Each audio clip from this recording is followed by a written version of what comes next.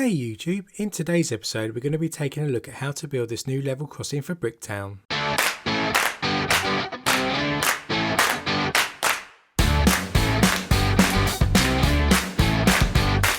Hey everyone and welcome to Brick Talk TV, hope you're well. In today's episode is the third in our series where we're rebuilding Bricktown. In today's episode we're going to be taking a look at how to adapt our old level crossing based on old road plates and update them to the new plates. If you missed our last episode of laying the road plates, then do click on the link I'll provide in the top right here or in the description below to catch up on all the latest updates to Bricktown, and also hit that like button and hit subscribe to continue to follow the rebuild of Bricktown. We're going to be taking a closer look at this build in a moment, but we're going to be concentrating on building the model as you can see here, so we won't build all of the paving elements and the other connections out in this episode, but we'll be concentrating on the technique used to connect the road plates to a track. At this point there's a big shout out to Bricks Below's YouTube channel where I saw this method for connecting the new road plates to the track, and I'll put a link in the description below so you can check that video out as well. But in this episode I've also modified that connection technique to be used on the surrounding details of the level crossing itself. So here is the current level crossing, and as a reminder from our last episode we have a problem of the alignment of the two loops in Bricktown. So before we continue with the city build we need to create these level crossings so that we can correctly connect the road plates and configure them properly. Taking a closer look at the old level crossing, you can see that it's based on an old style straight road plate. The track is connected across the road plate with some additional plates and tiles to level out the central part of the track. We have ramps running up that allow the cars to move over the track, and we've added barriers and bollards to protect people for when the train is crossing over the road. We also have an addition of a signal box, and we will carry this feature over into the new version as well. So let's take a closer look now and build out the new level crossing. We start with a basic remote controlled straight rail track. We then need to build out a central part of the track to level it out so cars can drive over it. So to do that, in Bricks Below video he used the spare green plates that you find inside the pack with the basic road set. You can use this to level out the track, but here I'm going to be using some 2x8 plates that I've used before on my track. Once we put them in position we then cover the plates with some tiles to smooth them out.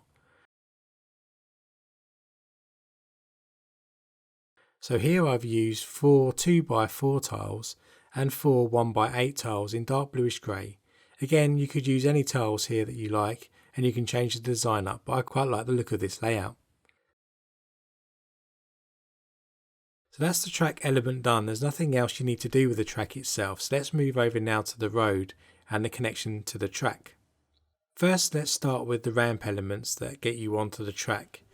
You need 4 of these for each level crossing that you do, and inside the basic road plates you actually get about 6 of these ramps. As I needed 8 I had to order an extra 2 in order to do both level crossings. To start with, get the 2 ramps and add 2 1x8 plates to the connection part of the ramp. Once you've added that we then need to smooth out the studs that are showing through the ramp, and we can do that by adding some dark bluish grey tiles on top. So you add a 1x4 tile in the centre and then add 2 1x2 tiles to cover the studs at either end. We then end up with a nice smooth ramp like this. Now let's get a road plate. I'm going to have a small 8x16 road plate with the printed crossing type print we saw in our last episode, which we used on the junctions. I'm going to have one of these on each side of the track to warn people using the road markings that there's some danger up ahead. To connect the road to the ramp we need to get a 2x16 plate. We've used tan here as these were the cheapest at the time, but you can use any colour you like as these are going to be hidden from your view once we've finished. Take the plate and add 2 1x2 tiles on one side of the plate at either end. Then next to that add 2 2x4 tiles so that we have one row of studs overhanging like this.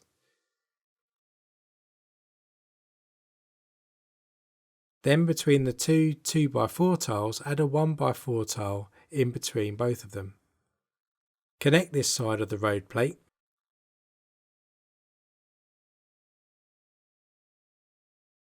And then we take the ramp we built earlier and connect the low end of the ramp to the road plate like so.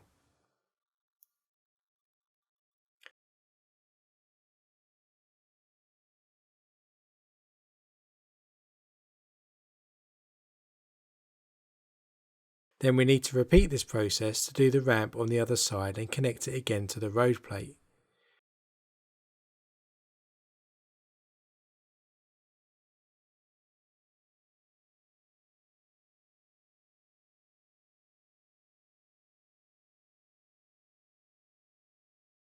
You can see here that there's a nice smooth transition from the road onto the ramp by using this technique.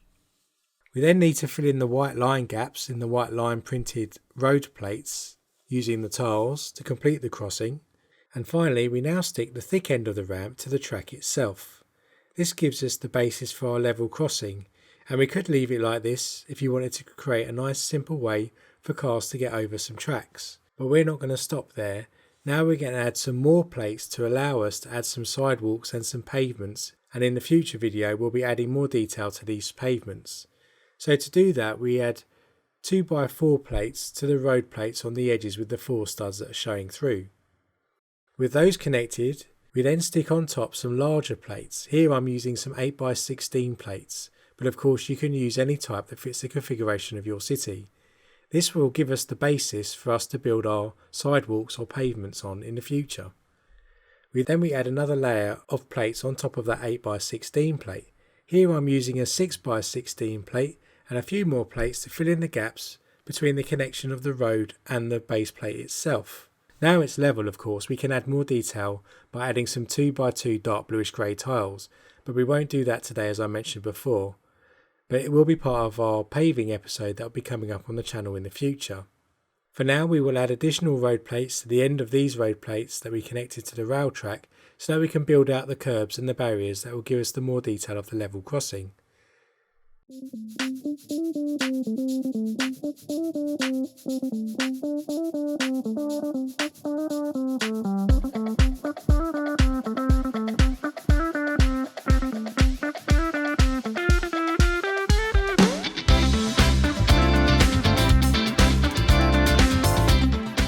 So now we've placed the curbs on the road plate. Here I'm using a mixture of different tiles, some 1x8s, 1x3s and 1x4s, and a few jumper elements all in light bluish grey to give us that curb look.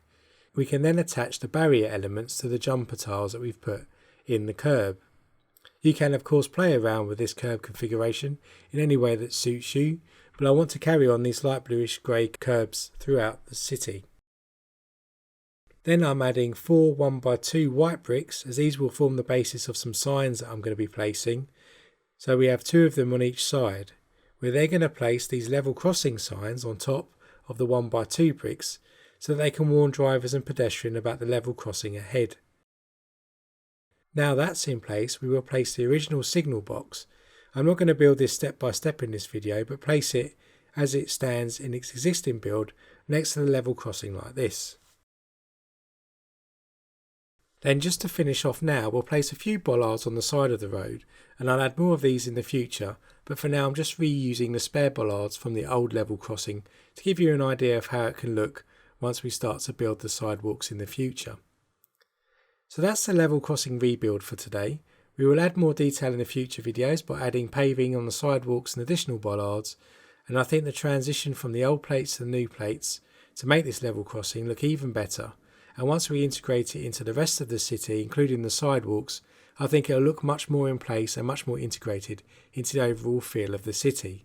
But for now, let's get back over to the Bricktown tables and place our first level crossing into the town and connect the 2 loops together. You can see here we need to realign some of the connections here and remove some of the base plates underneath the track, which is causing some pressure and misalignment. But for now I'm happy with how it's looking, and we'll no doubt tweak this again as we start to build out more of the city in detail. I'll also build the second level crossing before the next video, so when we come back to lay more of Bricktown, you'll see what the 2 level crossings look like once they're in position. If you enjoyed this video, then do hit that like button so more people get to see this video, and hit that subscribe button with the bell notification turned on to join our ever-growing LEGO community and to also be notified about the next videos in this rebuild of Bricktown series. And in the next episode we're going to be taking a look at the grids that we require to place the buildings on so that they are level with the new paving areas. For now we're off to build the second level crossing to connect the other side, and so until next time, stay safe and I'll see you then.